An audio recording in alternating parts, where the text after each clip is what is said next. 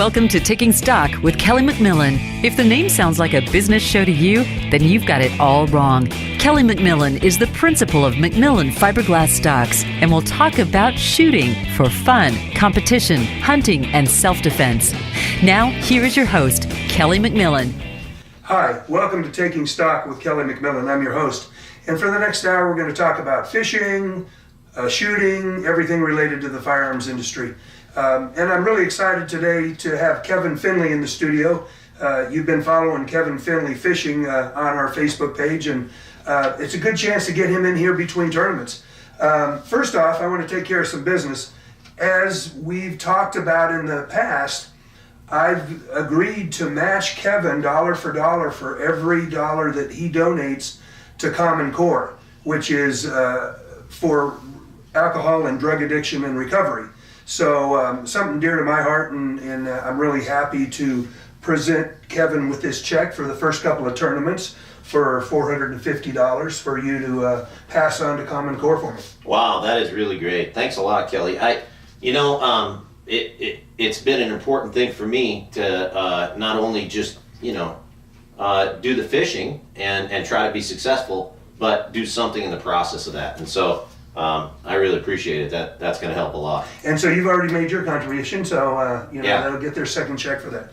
I know your family. I know that you don't have any drug and alcohol problems in your family, but as with just about everybody in this day and age, I know you know people. Oh yeah, I've got some really, really good friends. One of the guys I travel with, I do tournaments with, and I see how miraculously his life has changed now compared to what it used to be. He tells me stories, and he's just really come back from the dead, and it's amazing to see people recover like that. It's awesome. It's always good to have somebody in recovery that found the ticket for them. It's not always the same for everybody, but I really have a real warm spot in my heart for any organization that is willing to work at helping people find a life that's going to help them be productive and fruitful. Yeah, it's nice to see people brought back when they're at their very bottom. And when I talk to people at Common Recovery about that particular thing, they say, these people, they have to hit the very bottom. And once they do, they realize that they just can't live that life anymore, and they help them get back on their feet. When I was in AA, there was a saying that if you still got your watch, you're not ready yet. But like I said, the bottom is where a person decides that he's had enough, and it's different for everybody. Let's talk about some fishing, though. You've had a couple of tournaments under your belt. You've done pretty good. Weighed some fish in both tournaments, but having fished at a lake that you've never been on before, was it as challenging as you thought it would be? Yeah, no, in Texas, I went and visited Sam Rayburn, and I fished there, and that was a really, really great experience going to Sam Rayburn. I've never been on that lake before, but I was able to get on a pattern right away, and Kelly, when I got there, it was 46 degrees and raining, so I was, and I had very little pre-fish on that one, and but within about 3-4 hours, I got on a decent pattern or whatever. I didn't get those big ones, but I weighed 2 limits, and I can't wait to go back to that lake. That was really, really something special to see. Well, the schedule that you gave me says that you're fishing in Oklahoma later in the month, but I understand you've pushed a couple of tournaments in between that you weren't sure you're going to be able to make, but now time has allowed you to do that? Yeah, I'm actually fishing with a guy by the name of Paul Hodges. Couple of they're really big team tournaments is what they are. And Paul Hodges, really great fisherman, well accomplished, well known. And he called me up, said, "Hey, Kevin, let's do these." And I said, "Hey, Paul, yes."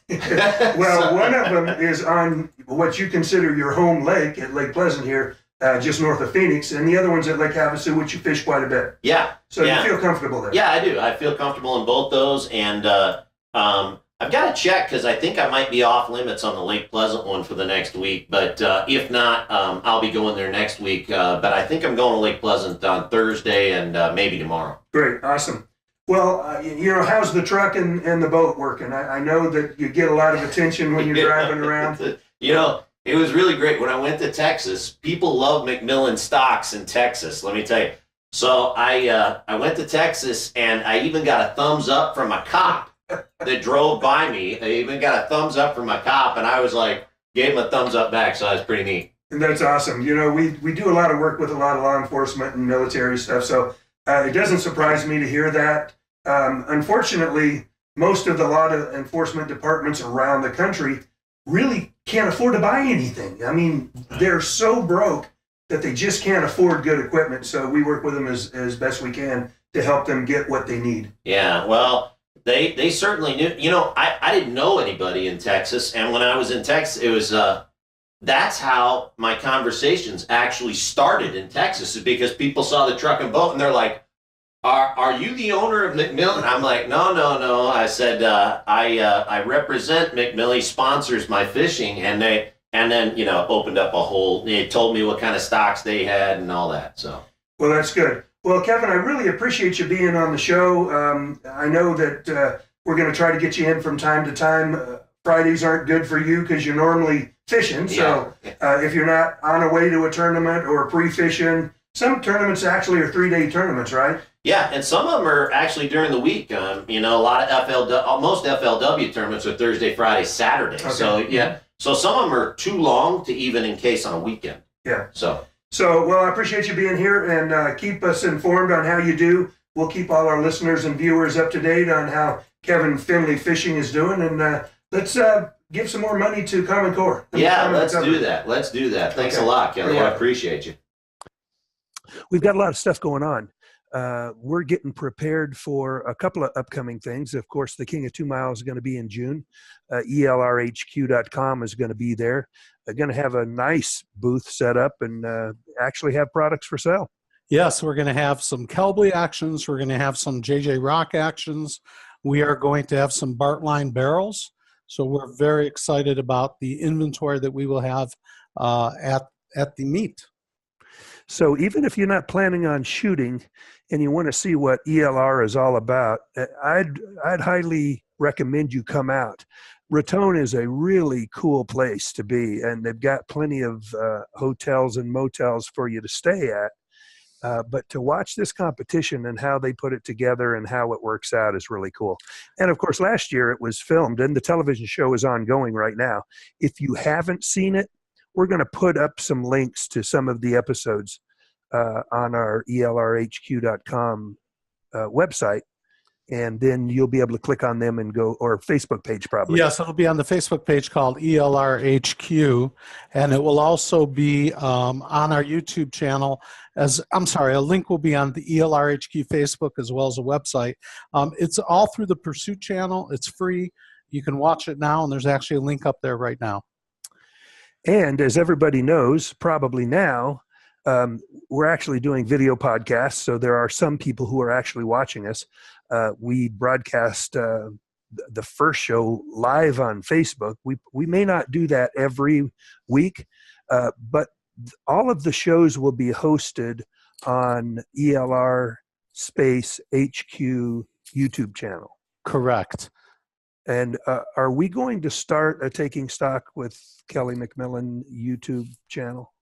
You know, we haven't done that, and I think that might be a good idea at this point because we're doing many more videos. So yeah, I'll get with Cooper and make that happen. Okay. For all of you joining us via video podcast, I've got a great guest on right now. You can see on your screen John McQuay of 8541 Tactical. Hey, John, how are you? How's it going, Kelly? I'm doing good. How you doing? I'm doing just fine. Glad to be here. Well, thanks for joining us. I first off want to thank you for that awesome write-up on the A6. You may have been maybe the first or second person to actually have one of those. So, and I read the write-up. It was beautiful. Liked it. Excellent. Yeah, it's I like seeing the evolution of the A series of stocks. So it's really interesting, some of the thought that went into the A6. Well, that's what you do, isn't it?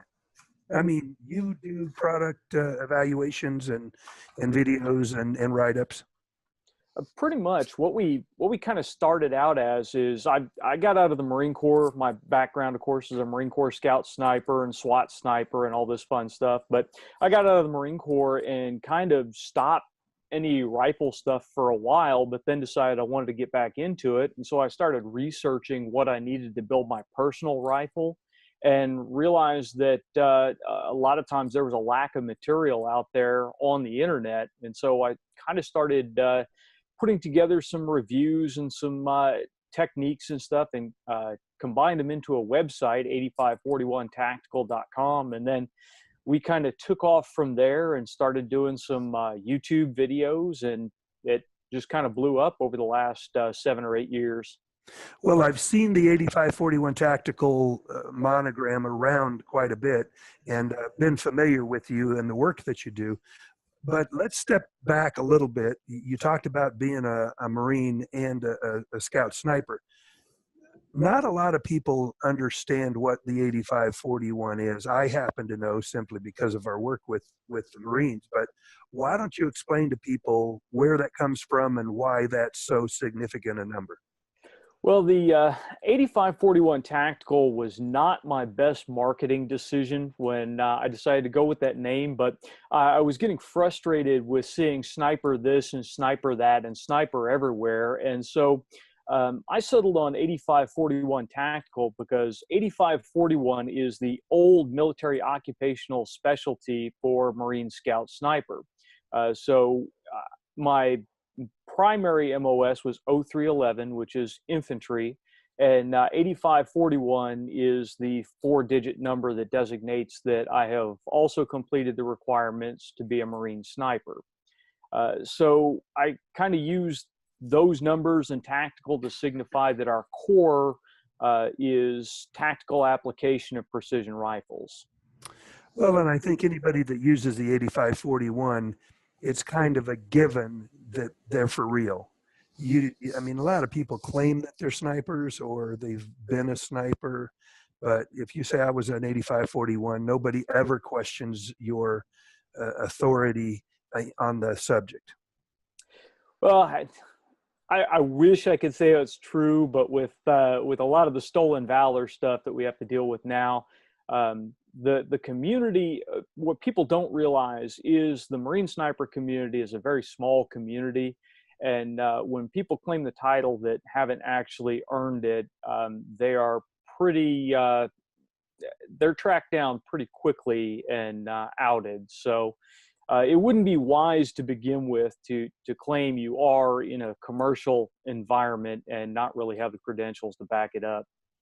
It wouldn't take long for that to get out, and it wouldn't end pretty. Right. As a Marine Scout sniper, you have kind of an ambiance, let's say, about who you are. I mean, a lot of people think that, oh man, it's really an elite group, and it is.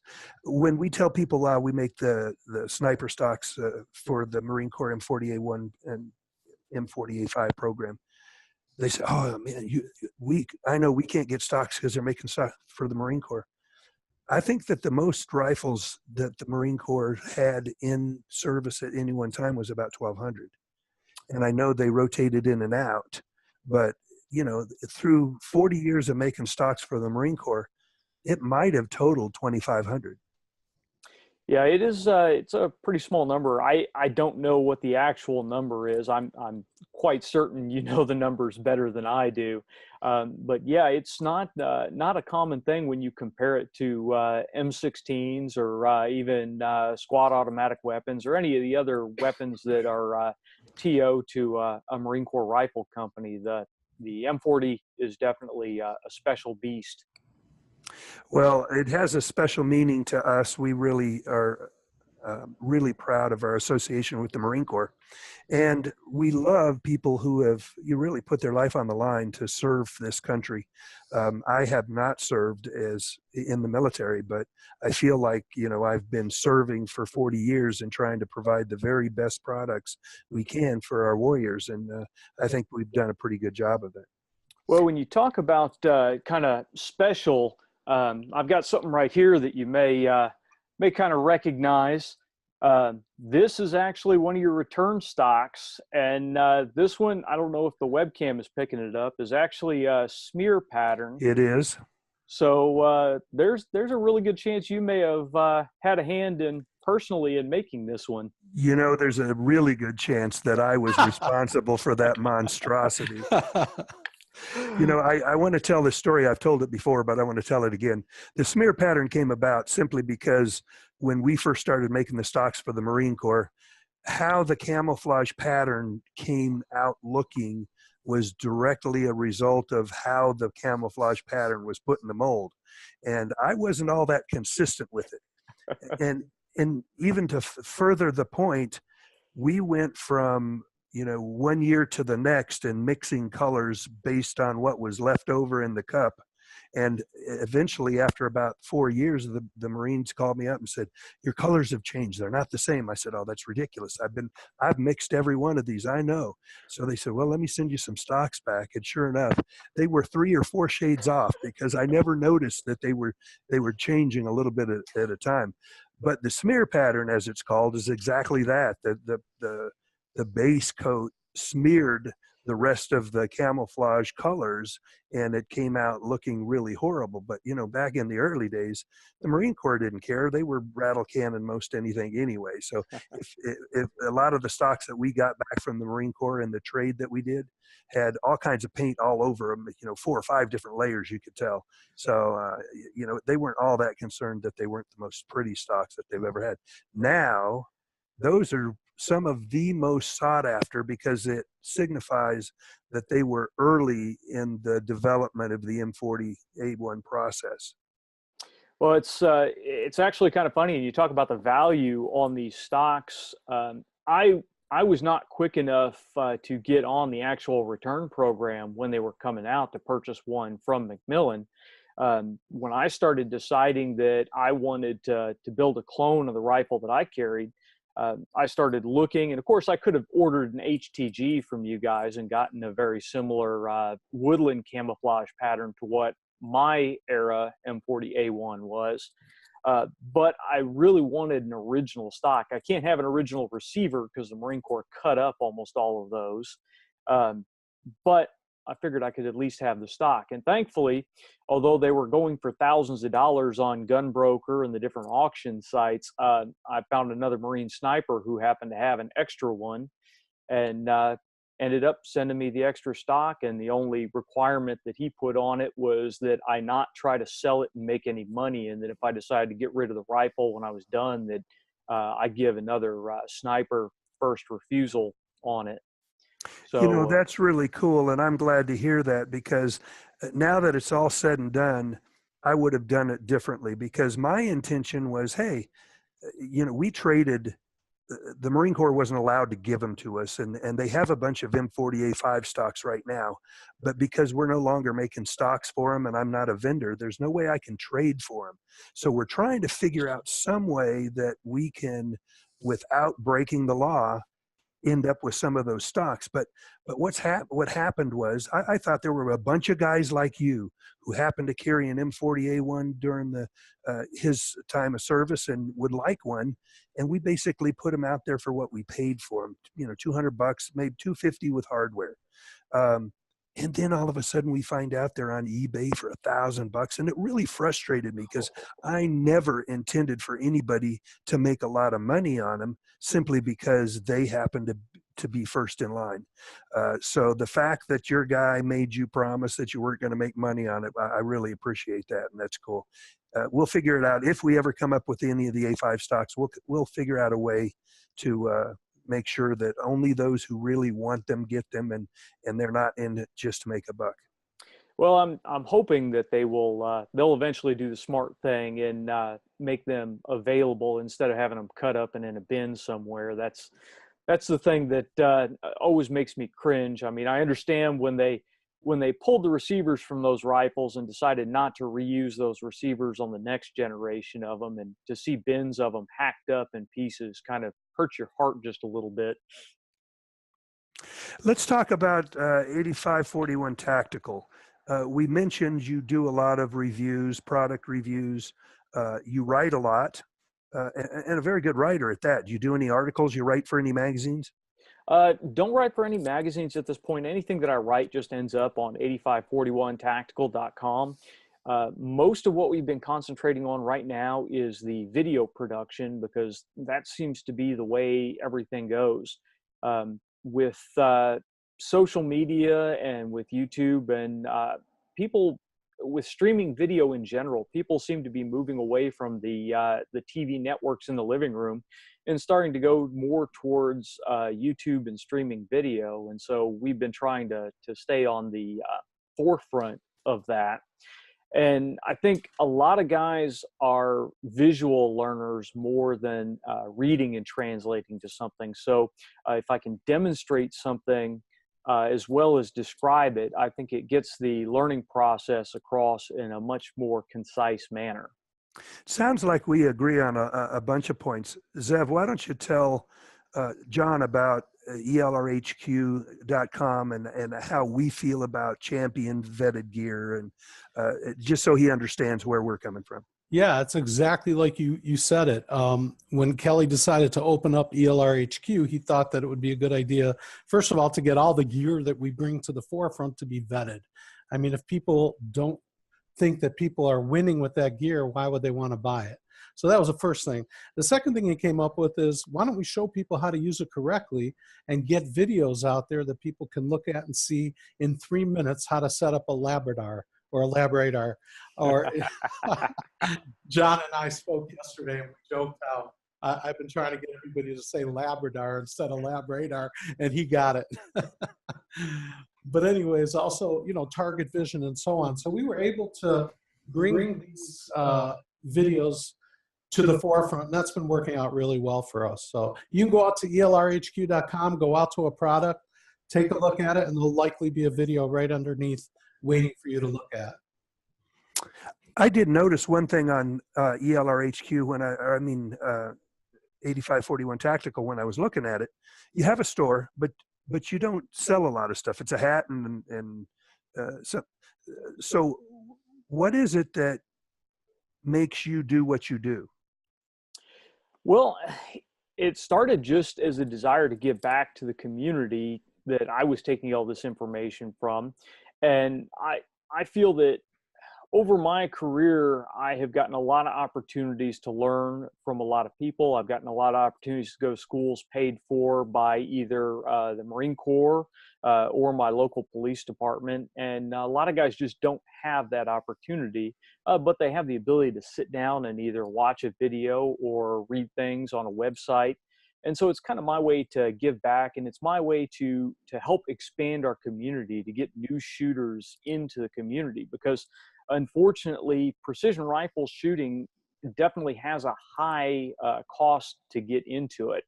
And so if I can show guys a less expensive way to get into it and then go from there, then it just helps grow our community. And the more shooters we have, the more voices we have to support our sport, I think is just going to benefit us in the long run.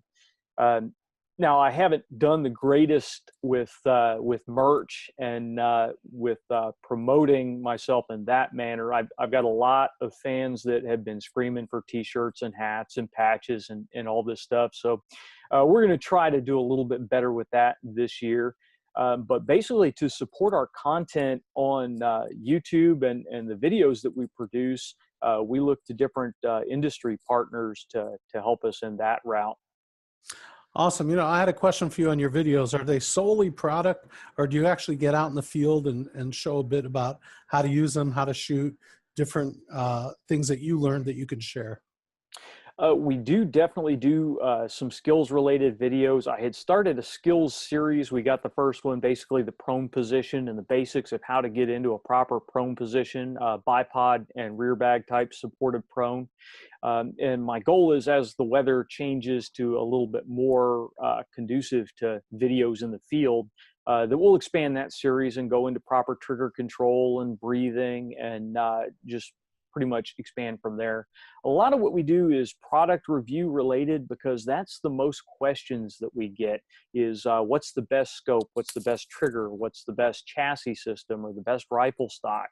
And so I kind of try to gear what we're doing based on what questions that I get either on our Facebook page or through our YouTube comments, and go from there. But I think I think we've reached this point where it's almost a self-fulfilling prophecy that we do a lot of gear reviews, so we get a lot of questions about gear. And I kind of want to show guys with a more basic system how to get out there and how to actually shoot it and how to use it, so they don't feel that they always have to buy more expensive and higher priced gear.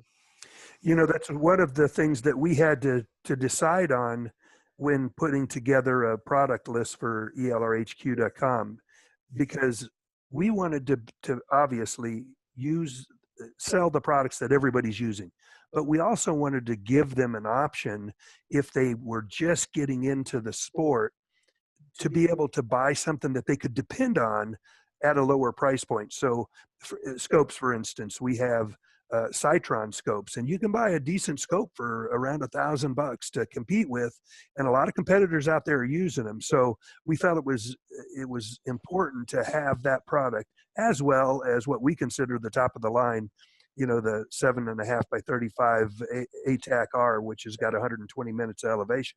So not everything is based around what is absolutely the very best, but it's best for what that particular person is looking for. Right, and that's the big issue that I get when I get these best questions. And we've had a lot of discussions with when somebody asks me what's the best. Well, it doesn't really matter what I think is the best. What's the best for your situation? What's the best for your budget? What's the best for the type of competition that you are going to do? And then, of course, there's personal preference laid over all of that as well, because we get into the arguments about mill scopes or MOA scopes. And, you know, my preference is for a mill-based system, but that doesn't mean that MOA-based systems are bad. So if I have the option to buy, I'm going to buy a mill scope. And, you know, this guy over here, he may want a minute of angle scope, and that's great too. But yeah, it's all about what's the best for your pocketbook and what's the best for your goal. Kelly and I have a very dear friend that came and visited last week, Ryan Sorensen from Utah. And Ryan was telling me, as I was showing him some of the inventory we have in ELR HQ, he said to me, you know, Zev, I once took 3 scopes, and I won't tell you the brand names, but he said I had 3 scopes right next to each other on a bar. And I went out and I set it to 350, 400 yards, whatever. He got the magnification the same on each. He said on the highest price scope, which costs, let's say $3,000, I was able to see the veins in the leaves. On the secondary scope, which maybe cost $2,000, I was able not to see the veins, but I really saw the outlines of each of the leaves. He says on the third scope, the outlines are a little bit fuzzy, but you know what? That deer was still there and looked great and didn't change. And it was such a great story. And I'm actually going to put that up on the blog. Well, we found quite often that, you know, scopes, you get into the high price stuff like the Night Force attackers. There's really no question that scope is an amazing rifle scope. But the question is, are you going to need to be able to identify a target and engage a target at the waning hours of light that you have left? Or are you a target shooter that's going to be laying down and banging steel at high noon? You know, if you're going to be banging steel at high noon, you probably don't need the extreme light transmission that you get with the really high price scopes. And you can probably get away with a little bit less clarity in the scope as well. You know, if you're not a law enforcement shooter and you're not going to have to identify, is that a handgun or is that a cell phone? If you're just going to have to see the outline of the steel plate, then your situation changes a little bit, and maybe you would be better off taking that extra $1,000 you were going to spend on your scope and put it into a little bit more training, put it into a class, you know, something of that nature. So exactly.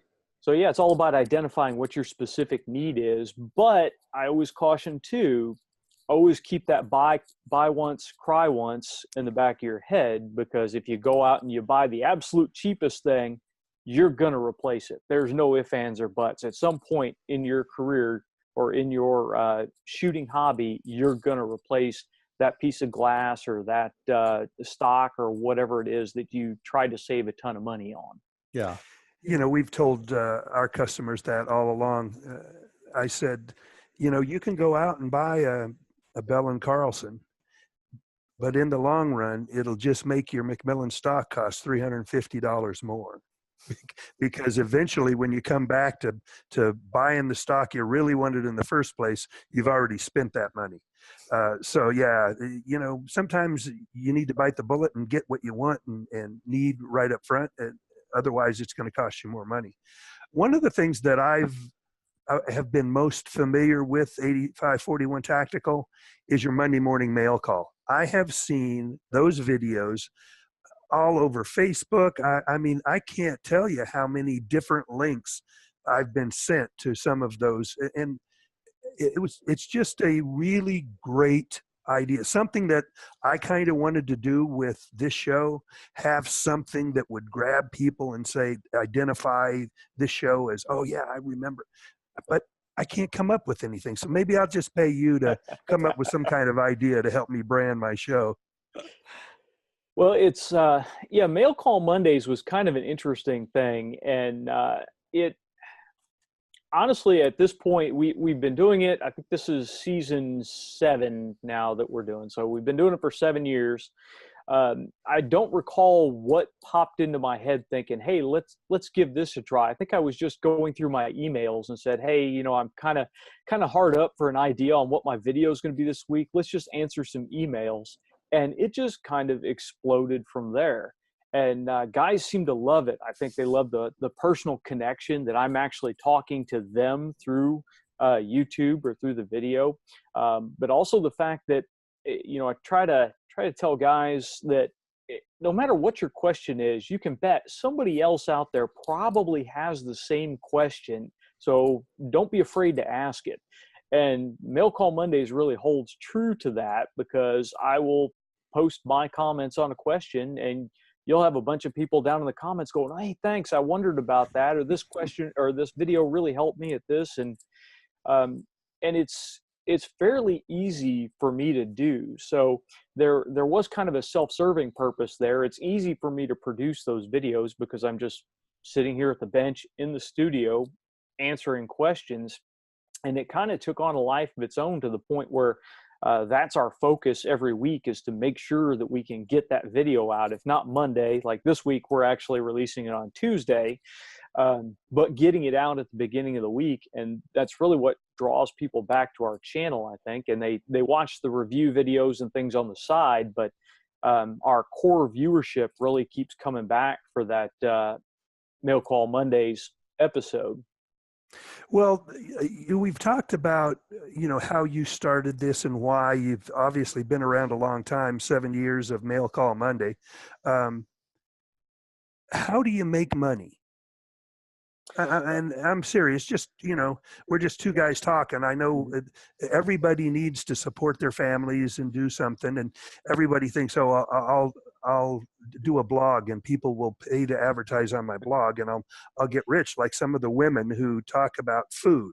I personally know a woman who makes about $100,000 a year writing a blog, and people send money to her just so that they can put their link on her blog. So you do anything like that?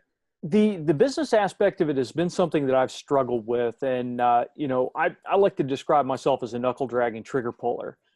That's been my trade since I came out of the Marine Corps. I've been pretty much paid to carry a gun for most of my adult life. So the business side of it, actually turning this into something that pays, has been difficult for me. Now, thankfully, I'm still a full-time police officer here in my local city. So that takes care of the benefits and actually pays the bills and feeds my family. But unfortunately, video production is a pretty expensive thing to do. The equipment, the computer systems, the lighting, and all that. So again, we tried to stay away from doing paid reviews. I haven't done any paid reviews yet because I think some of the guys out there that do that kind of stuff, you walk a really fine line with taking a company's money to then be critical about their product. And I think you run into this difficult situation of, if I say something bad, or are they not going to be customers anymore? Because in that model, the company is the customer, the viewers are not the customer. So I try to stay away from that. We accept products from manufacturers to review them, but we don't charge them for the reviews. Initially, we relied on YouTube AdSense. So those pre-roll ads that pop up, or the little banners that come up at the bottom of the YouTube videos, those would pay us a very small pittance anytime they appeared. And that worked for a little while, and it basically kind of covered our costs. But as we started traveling more and going to more competitions and filming things at matches, it really wouldn't cover the cost. And especially things like SHOT Show. SHOT Show is ridiculously expensive for us, as you well know. So we had to figure out a way to cover that. And so this last year, we've started partnering with different companies. For instance, we have a company that sponsors our Mail Call Mondays. You'll see their banner at the beginning of the episode, and they pay us to do that. Cool. And then for SHOT Show this year, Magneto Speed was nice enough to sponsor our SHOT Show coverage. So now we're actually able to turn the corner and make that pay. And then we have a couple of other revenue streams, like we use Patreon. So guys that really like what we do, we keep having requests from people that want to be able to donate to the project and keep things going. And Patreon is a great way for people to go on, and it's kind of a way to look behind the veil. You get to see what's going on behind the scenes. Sometimes we'll post content there that we don't post anywhere else. And you have to be a Patreon subscriber in order to actually see that content. And it gives people some ownership in the show, that they are actually contributing to the production of the show. And then finally, we've started doing affiliate links. So while I don't take paid reviews, when we review a product, if you decide you want to purchase that product, very often we'll leave a link down below the video that if you click the link and you purchase the product, then we get a small commission off of that purchase. And that seems to be the way that YouTube videos in general have been moving in order to help monetize them, help support them, because YouTube has really not been supporting the Second Amendment community very well when we start looking at the monetization side of things. You know, that's what I was going to say when you talked about ads popping up. Well, you know, they target ads that really fit your demographic when you're, broadcasting something, and they don't allow any firearms related ads. So I don't know what would be popping up. It's interesting because there actually have been a couple of firearms ads that have popped up. Now, not like Colt or Ruger or Savage or any of that, but there's one, and it's funny because their absolutely hilarious tagline sticks in my head. It's something like as softly as the steps of a Navy SEAL, and it's this holster, this concealed carry holster system that they have in there. And there's also one of the concealed carry organizations. They'll have a video that runs occasionally. But I have yet to see any of the actual firearms manufacturers post ads on YouTube. Most of what I see run against my videos are car ads, Chevy, truck, Dodge, that kind of stuff, and movie trailers. Those are usually the big dollar ads that people will actually watch. And what a lot of people don't understand is YouTube creator doesn't actually get paid if you skip the ad. If you actually watch the whole ad, then we get paid for it.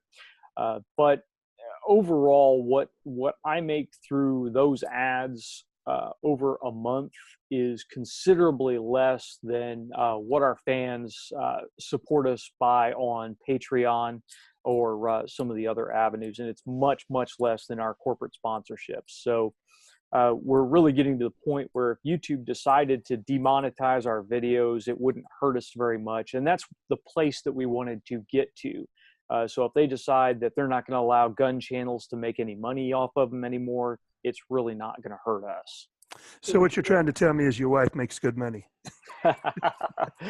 Well, my wife is a nurse, and she does make a fairly good paycheck, but she also supports us quite a bit. You'll see she's on some of the videos. I have seen her. In and she's actually a shooter as well. She'll be with me down in at the Guardian match at Frontline in April 7th.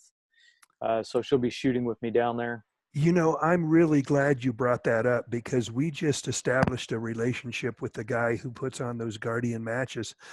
My daughter's just going through the final acceptance interviews for being a foster mother, and we met him at the SHOT Show, and this big thing has erupted about it. And you know, it's really good to be involved in something, especially when you really believe in the cause. And so we're going to actually put on a match here in Arizona, and we're sponsoring I think 5 or 6 of the matches that he's doing we've committed to sponsor. So that's really cool. And thank you for supporting the match, because I know that cause is a really good cause. Oh, it is. I really try to push Guardian to guys that don't know if they want to get into competing, because the matches themselves, even if you just separate it from the cause, because the cause, supporting Bethany Christian Services, you know, getting children to their forever homes, what more honorable cause could you possibly have? So even if you separate it from the cause, though, that vibe, I think, and the way Gary runs his matches, it's just so low key.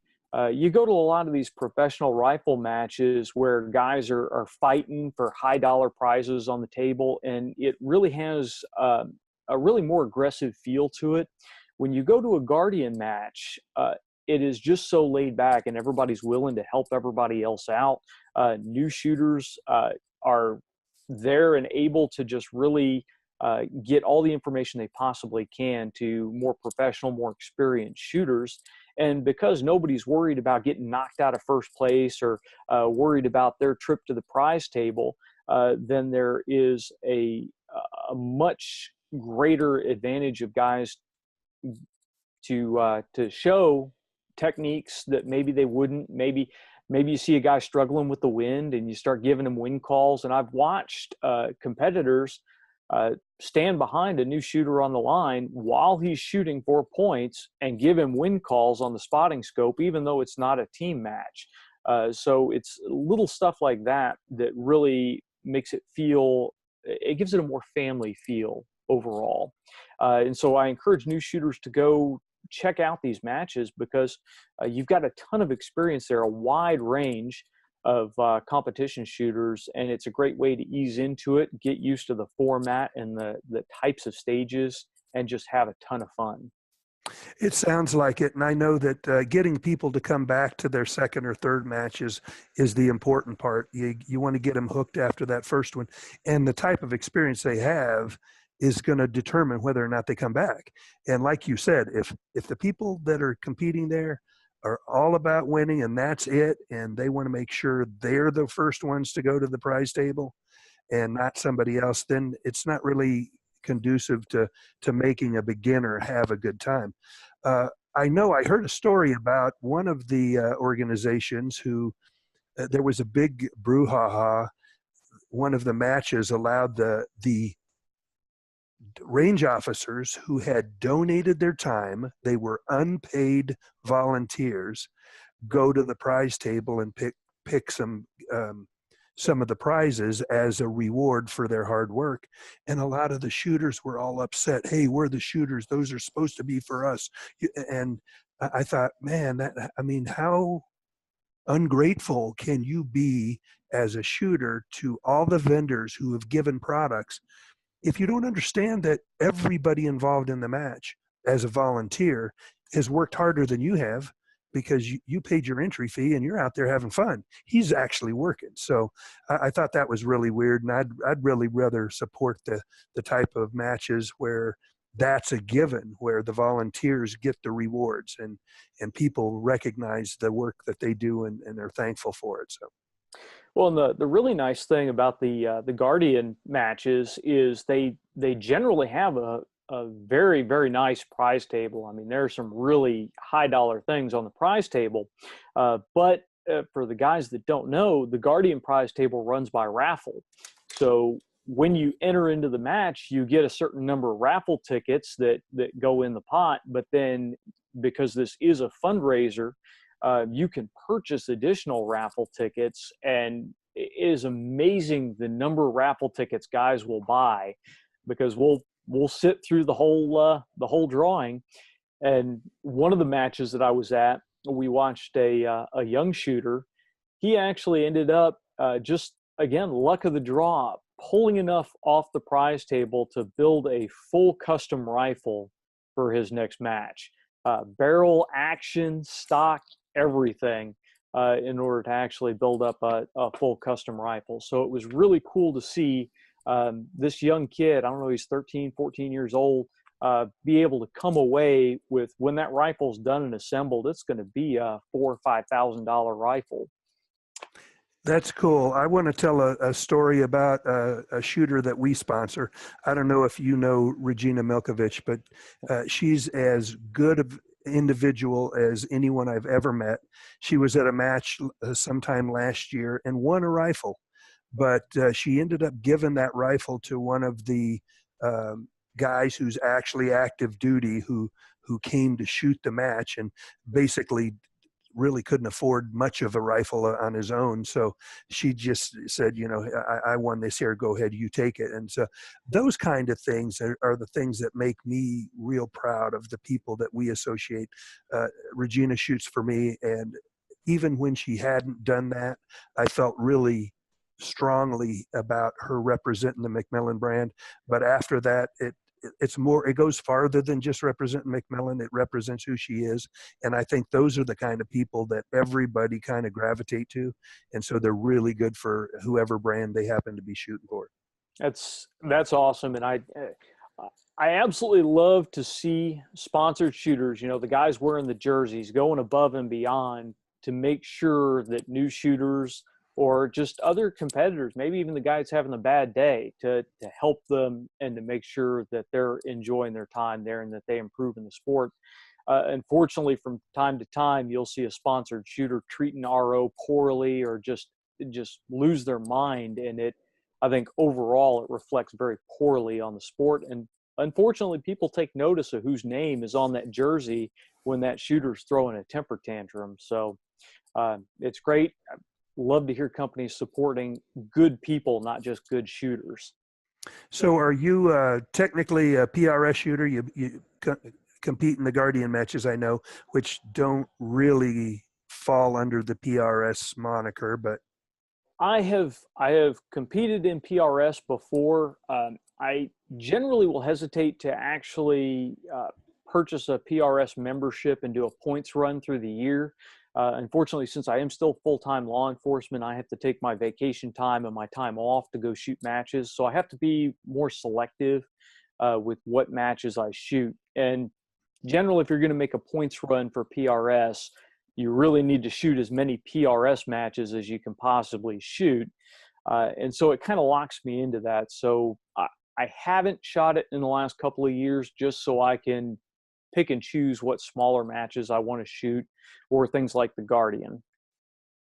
I want to thank you for your service, both as a former Marine and a law enforcement. I didn't know you were still active duty, but that sure answers a lot of questions for me. Now I know why you're willing to work for so little money on these videos and stuff, because you're used to not getting paid. Yeah, it's pretty interesting. I am definitely looking forward to the light at the end of the tunnel at this point. Sometimes we've got a great community. We've got a great community here, and they really support our police department. But you see some of the stuff on the media and some of the things that go on when we get flack from certain segments of the community. It makes things difficult. But what community do you live in? Evansville, Indiana. Oh, okay. Well, there's some stuff that goes on in Evansville. Mm-hmm. You're probably not bored at work too often. No, we're third largest department. It's third or fourth largest department in Indiana, mm-hmm. and we're fairly busy. Yeah. Well, thanks again for that service. It really means a lot to me. If you've watched any of the show, or if you haven't, we have a real fondness for Marines. We have a real fondness for law enforcement agents or people who work in law enforcement. And it's just always makes me feel that there's some hope for this country, for people who are willing to work for the small amount of money that you guys get paid to do something that is so critical and so important for the communities that you live in. And so few people recognize that. 2 minutes. It's just, it really saddens me to think that our society really doesn't reward the people who really need to be rewarded, because they really are our heroes.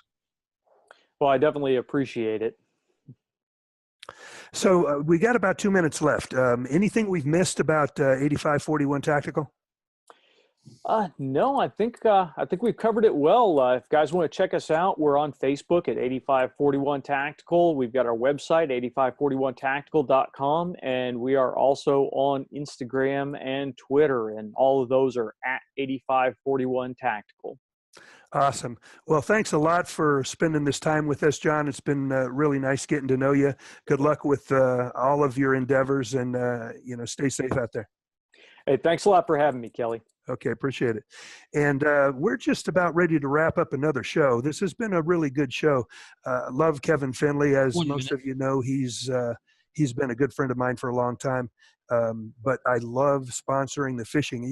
I wondered whether it was going to be a viable thing for McMillan to do, but all the feedback I get from him all the time is that people all over the country see that boat in his truck, and they're always saying, "Hey, I love McMillan." So it's a really good thing for us. And we've got another weekend coming up, so I hope all you guys go out and spend some time on the range, maybe do a little shooting, but most of all, enjoy your family and enjoy this country.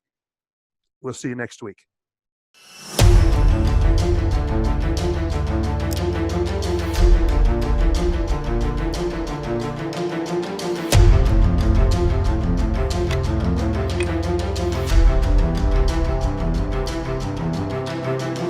We're going to take a look at the